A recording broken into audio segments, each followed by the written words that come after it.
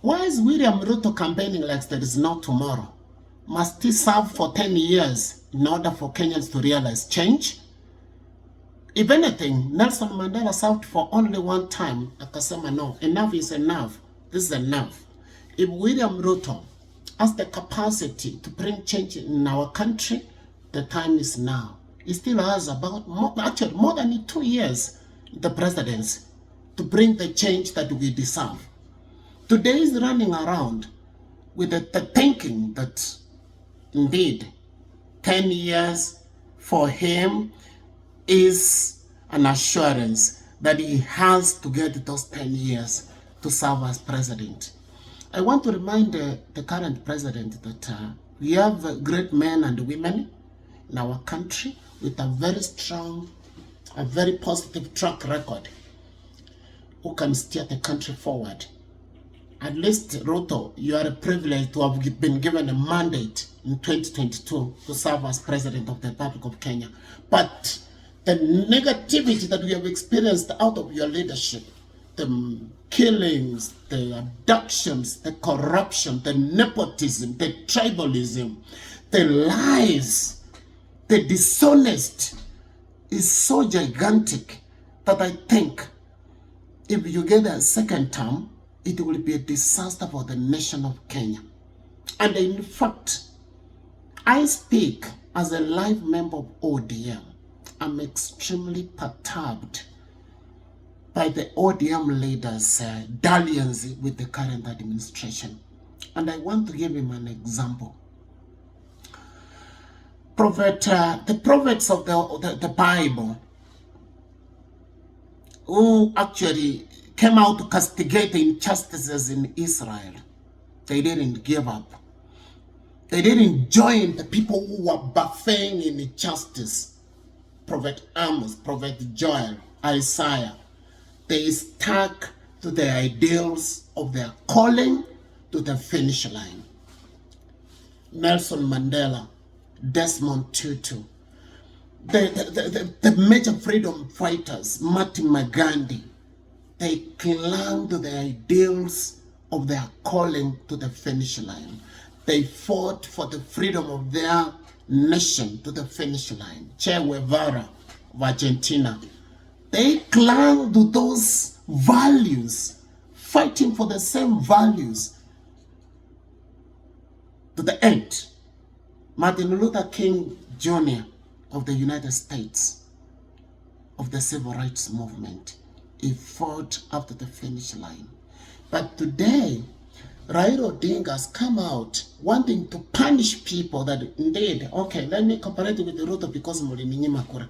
When you namaanisha Ruto, you have not been winning. If you want to punish certain segments of the Kenyan population, you have not been winning. Me najua, I've been part and parcel of the ODM party.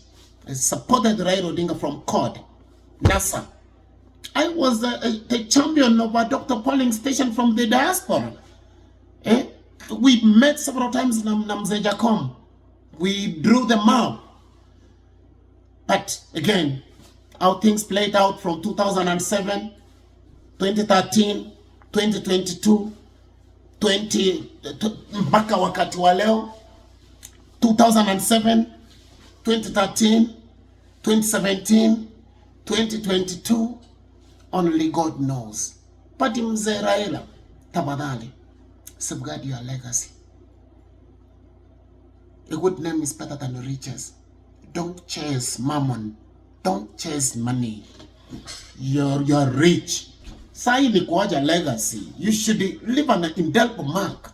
Just pursue that which will safeguard a positive future for Kenya. For William Ruto, we have great candidates that you are going to face for presidency. We have Stephen Kalonzo, the man with a very clean track record. He served the Moi, no scandal. Served the Kibaki, no scandal. Served the Uhuru Kenyatta, no scandal. And right now, Raila has actually betrayed him because members of the Kamba community have stood with Raila Odinga kwa udi na ufumba. They have actually supported Jacom, Raila Odinga, bila kuzita. Na walikuwa wanapiga kura zote hata kushinda Wajaluo. Wajaluo wapigangi kura. It's just all about the noise. They make a lot of noise. Wakati kura zinapigwa unapata more than 1 million people, more than 1 million Luos, they don't actually vote. Lakini Wakamba wanakuja wanapigia Raila kura. Saa hii Raila anaona Kalonzo kama mtu mbaya. Hakuna thanks.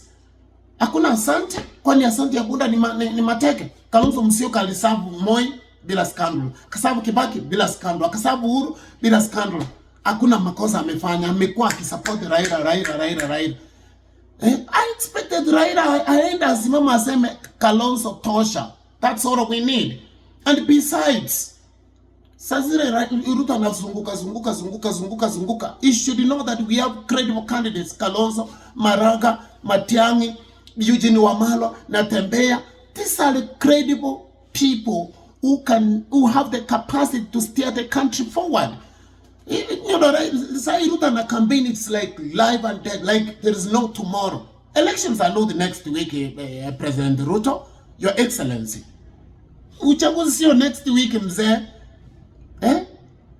And again, Sai tumejitayarisha. Hata mzee Jacom Sai, if you want to be respected, be like Nelson Mandela, stick to your ideals towards the sunset years of your life. Kama Mahatma Gandhi, you fight up to the finish line. Che Guevara of Argentina, to the finish line. Marcus Garvey, you fight to the finish line. You stand on the ideals that are embedded in your heart from the start to the finish.